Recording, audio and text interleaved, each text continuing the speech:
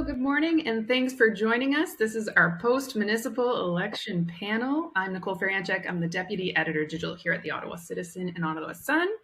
And joining me today to talk all things about election night is Brigitte Pellerin, an Ottawa Citizen columnist. We have Mohammed Adam, also an Ottawa Citizen columnist, and Bruce Deitchman, the city columnist for the Ottawa Citizen. So first off, good morning. Thanks for being here. Morning. Good morning. And let's just start with the obvious first question. What are your reactions to Mark Sutcliffe's victory last night? I can go first if you don't mind. Since I was wrong in my prediction and my endorsement, I'm going to get this out of the way. I am actually very happy for Mark Sutcliffe, someone I've known for almost 20 years now. A good, honorable man, hardworking man. I'm happy for him. I am disappointed because of the platforms that the two main contenders were running on. I would have preferred a platform much closer to that of Catherine McKinney's. We can get into that later. But I mean, overall, I am happy for Mark. His character and his work ethic are going to make him an excellent mayor for Ottawa. So I'm just going to get this out of the way right away. I would agree with Bridget. I think both candidates were excellent candidates. They both love Ottawa. Over the weekend, I thought that Mark would win, but I was totally gobsmacked by the margin of victory. I thought it would be one of these things that's going till close to midnight and a possible recount, that sort of thing. I did not see 51% coming. Yeah, I thought the same. But his election is not a surprise, right? Ottawa is basically a functional city. And we elected a functional mayor. He'll be good. He will work hard, but his election reflects the personality of the city. It's not a surprise at all. I think you're right, I Mo. don't know that that's a compliment either. It was what, 1978, I think, was the last time we voted for Marion Dewar. Yeah. Sort of the last great progressive mayor. Exactly. Yes. And you're right. Since then, we voted for bureaucrats and functionaries. We are a safe city. Yeah. A risk-averse city. We just didn't want to take the plunge with McKinney, right? She was too much for us. Too much change. We had a very brief at the Citizen interview with Mark Sutcliffe this morning. He was still kind of in shock, saying it all feels surreal, can't believe it. He's really excited to be getting to work. And he said his first priority is to start building a transition towards November 15th. He wants to spend as much time talking to re-elected and newly elected councillors. So the next question I have for you folks is, let's talk about the councillors who were elected. That's my cat jumping in the window. Who was elected? Who are familiar faces? Who was new and surprising? And what kind of council is Sutcliffe inheriting? He's inheriting a very inexperienced council. I mean, 11 of the 24 are new. And even so, there were only two, Alan Hubley and Tim Tierney, who date back to 2010. Although Steve DeRoche, after 8 years of being out, is back, and he was a councillor from 2006 to 2014. But there isn't a lot of institutional memory in this group. I mean, I think Steve DeRoche might be the only one that and correct me if I'm wrong, that was there at the beginning of LRT discussions. But maybe that's not a bad thing, though, like to have people who are so inexperienced, right? We have government by the people for the people. Maybe it's time we have government like the people. Like, none of us would be very experienced politicians. If we were suddenly put into that seat at the council table, what kind of decision would people like us would make? Now we have a council that's kind of like that, right? A lot of people are very keen to get started, who love their city, love their wards, love their neighborhoods, have talked to people, presumably, right? They've knocked on doors, they've talked to their constituents. Maybe that's going to be a good thing to have a whole bunch of relatively inexperienced people at the council table. Maybe we'll get new and innovative ideas that way. I don't know. That's my positive take this morning. I'm going to be optimistic about it. Mohammed, did you want to say anything to that? Yes. I was just going to say the divide hasn't changed on council. It's if you look at the people who have been who are elected, it probably comes down to about, I don't know, maybe 13 look like the old Watson people, and 11 look like so-called progressives. So the balance really hasn't changed. If you look at the people who are elected. So I think Sutcliffe's work is cut out for him. Um, there has to be, he has to find a way. I don't know the new ones very well. I don't know how strong they are. I have no idea who they are. So we'll see in the next one council starts how they start to gel together, whether they do, and what issues come up and how they react. But the divide hasn't gone, in my view. It's there. Do you think though, perhaps though, that because there's so many new councillors and a new mayor, that they are going to want to try and work together while they sort of figure out their way around City Hall? Oh, they'll try. Oh, no, no question about it. I mean, 2018 is when all this started, right? Before that, council worked very well, right? When Watson came the first time, the council worked very well. And then things started to go wrong in 2018. So there is hope. I mean, we all have to be hopeful. We have to wish that they will work together. But all I'm saying is, if you look at the numbers, the people who are there, the divide is still there. So do you think that maybe we'll still have those bike lanes?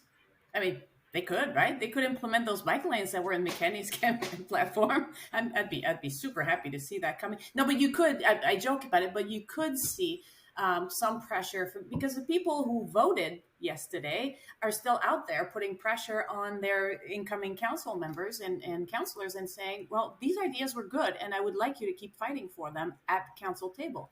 And they could do that. That would be one good way of working together as a new group to say, well, we are hearing from constituents that they really want, I'm going to keep the bike lanes because I like them. But that could be the example, and then bring that to council table and see where it goes. I mean, you never know, right? I think that might be the one issue that would not fly, and I think No. I know I'm sorry. I sort of think that was not Catherine's biggest issue, but it seemed to be. It was the biggest ticket issue, and I think a lot of people, especially in the economic times we're in, just couldn't go there. And I think in many ways this was sort of a bread and butter election. And I know the price of lettuce has nothing to do with council, but people look at what they're spending on things and they sort of go, "Wow, $250 million on bike lanes. I'm not down for that." Right. However, if we had a better, or people like us or me had done a better job of not educating, but informing people of the relative numbers, you'd see that spending on bike lanes actually saves you a great deal of money in the long run. Right. This discussion was not really held during this campaign, and I think that now we have time. We could get it going. We could look at an example like Montreal, totally, for instance, where they've done it, right? So there are numbers out there that can make the case for us that it's not actually that expensive. Certainly not in the medium. I totally agree with you. I mean, I think Catherine did not do a great job of explaining it, and didn't sort of do a great job of explaining some of the other benefits, like the climate benefits and whatnot. Mm-hmm. And public health, like it's a healthier place when your people are healthier because they bike and they're less in their car. They're not stuck in traffic so often. Just your mental health is better. No, I think Kathleen had a great plan, but I think this was not its time. I mean, she went too fast on this, and I think if the 250 million just hit people, right? People just thought, wow, 250 million at this time on this. It was just too much for people. It was a great idea, but it was just too much for people to swallow. Because Bruce is right that Catherine, they did not explain it quite the way they should have, and that would be one good lesson for that campaign to take from this result from last night. That when you take the time to explain things properly to people, or in with better numbers and better comparisons in terms that they can relate to, that the average person can relate to, you might get a lot more mileage. See what I got there? What I did there? Mileage, more mileage out of your ideas. Hey, come on! Like, it was a late night. And We're also doing this the morning after. And also, to go back to our first point, Ottawa is a very safe city. And so it's, I think Risk it's less averse, inclined. not safe. It's less inclined to make that leap than, say, Montreal. Do you think that we'll see Catherine McKinney again in municipal politics? What do you think is their next step? I was at their event last night. I was at their HQ, and I stayed for the scrum at the end. And they were asked a question about, what's next. And of course, they didn't say it like that, but what they meant was, well, sleep and some time with family and rest, right? Obviously, these campaigns are really grueling. But somebody asked them whether they might consider running at a provincial or federal level, and then they went into a little bit of a longer answer, but they didn't rule it out in the end.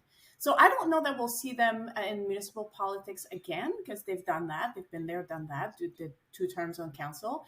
But I wouldn't be surprised, after arrest, to see them in a different level of government. Yeah, you never know. I would hope that she does what Steve DeRoche has done, right? She takes some time off, go and do something else, get involved in the community, and then come back. See, because I think there are people who like what she presented. I mean, this is a mayor who put homelessness, affordable housing, transit really in the campaign. I mean, she made it a big issue. So there is an audience there for that. But I would hope that she will go away, do whatever she does, get involved with, and then come back. And then come back. As DeRoche has done, I think she'll have more impact then. Well, we just had a provincial election. They certainly stood. Oh, sorry? I was just saying, we just had a provincial election and a federal one not too long ago, so there is time. I was agreeing with Mohammed. Go ahead, Bruce. Okay. I was just going to say that, I mean, they certainly stood tall on the convoy. And clearly you want people like that involved in the community, involved in politics. So hopefully Catherine will be back. See, and they had a plan they believed in, right? I mean, this was something McKinney believed in. I mean, you have to stand for something, right? And she stood for this. I really like that. I think she should come back. And I think she'll come back. Okay, let's talk about voter turnout. So of the 722,000 some eligible voters, there were 316,260 ballots cast. That's a 43.79% turnout. So what do you folks make of that? Well, we're better than the rest of the province. Have you seen the numbers for Hamilton? I think was one of the lowest ones in the 20s. So it's unfortunate that it's low. It's always low in municipal elections. Ottawa is doing relatively well compared to the rest of Ontario. So mixed bag, yeah. Yeah, I think the sort of polarized slate, at least at the top of the mayor's ticket, actually brought people out. I know 44% doesn't sound like very much, but Bridget's right. I mean, you look at, last I checked, Toronto was around 29%. Brampton was 24%. So not so bad here. No, guys, come on. Don't pat Ottawa on the back on this. These are poor results. I mean, this turnout is poor. 44%. The kind of campaign we had, 3 very good people campaigning on issues, important issues for the city. We had this trucker protest. We had all kinds of things. I mean, you would think people will come out. For only, 43.7 to come out. It's really a shame. I mean, we shouldn't say, oh, well, we have Toronto at 29. No, we should have more. I mean, you see, people in Ottawa, they just don't care about municipal politics. That's the point. They don't care. Because if in this election, you won't come out and vote, when would you come out and vote? Seriously. Yeah, when will you come out and vote? It's poor. 43.7 is poor. It's There were poor. pockets in the We city should where it not was we should not say, oh, we did well. Toronto is 20 now. We're not Toronto. no, And but we we're had a very good campaign. We had people, we have good candidates, we had great issues, and you won't come out. It's a I know. shame, I mean, really. you're right, but That's what I think. relatively speaking, we did not as bad as the others. So I guess it could have been worse.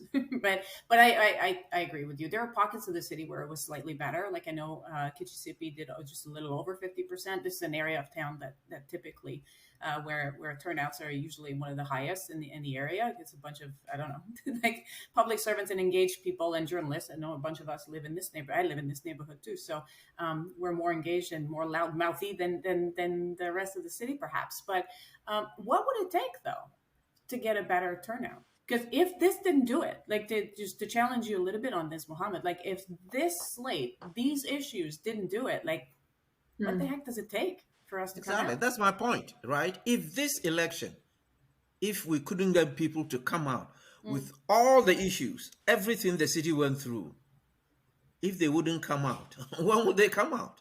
What would it take? I don't know. It's really disappointing. It is disappointing. I was Well, surprised I that in think some of the making wards. voting more Oh, accessible. Yeah. Young people need to be able to vote on their phones. And, I think people need to understand that municipal elections have a real impact on their daily life. And many of the issues that we care about are seemingly so structural and so impossible. It feels like they're not something that could be addressed. I don't know. What were you going to say, Bruce? I was just going to say I Maybe we was a little should. surprised that some of the wards where there were no incumbents, like Barhaven East and Rideau Vanier, the turnout was under 40%. I would have thought it would be higher there, whereas in, as you say, Kitchissippi and Sean Menard's Capital Ward, those were over 50%. And in those cases, I mean, the outcome was not in question. Well, But Capital and I think maybe in Kitchissippi, those they cases, always people vote. people were going to vote for McKinney. Yeah.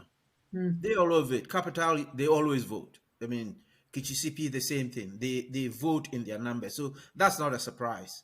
I mean, it's the rest of us, or the other wards. That's where the problem is.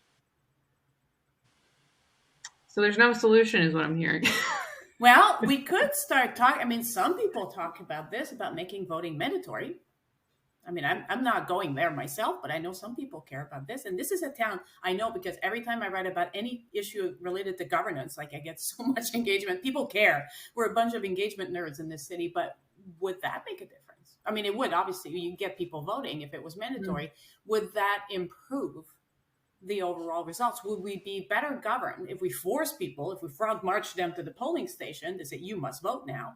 Would they vote properly? Like, would they even take the time to look at the platforms or spend 5 minutes listening to a debate, or just vote because they're forced to? Like, would that affect the results in the end? Would we be better governed if measures like that were in place? So this is a fun debate to have. Like, we have 4 years, we could get it started. Who's with me?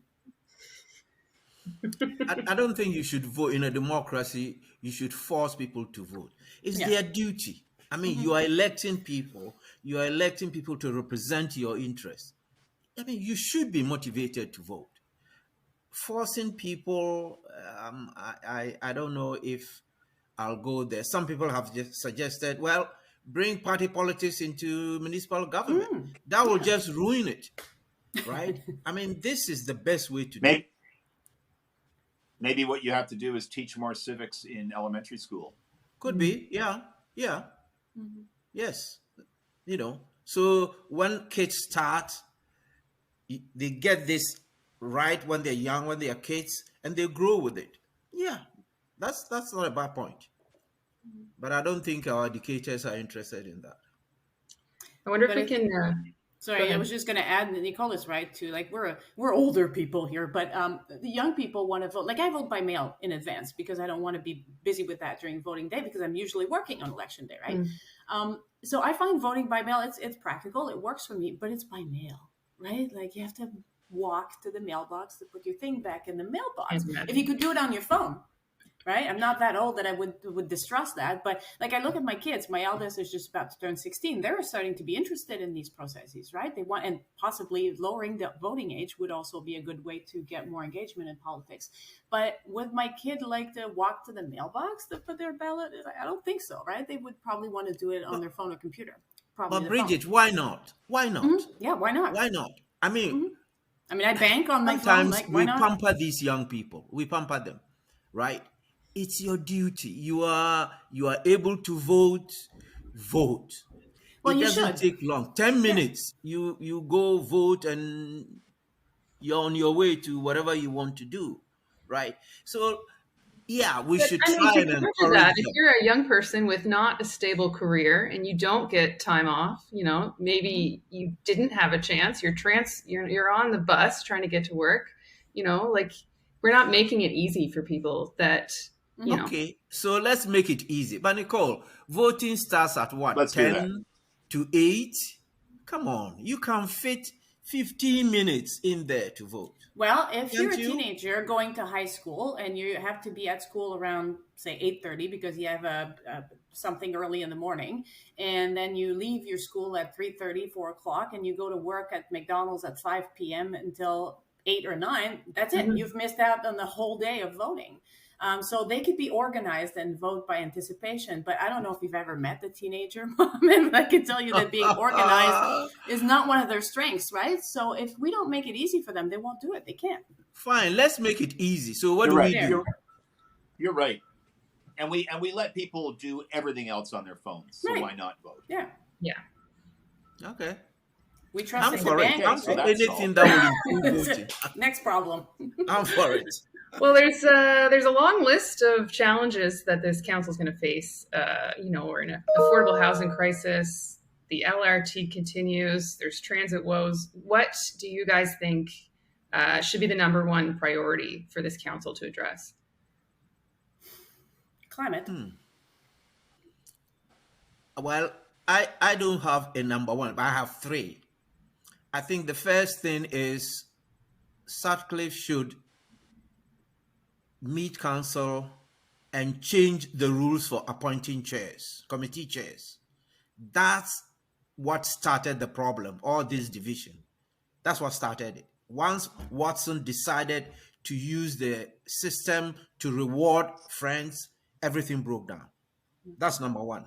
Number two, I think they should do this financial review.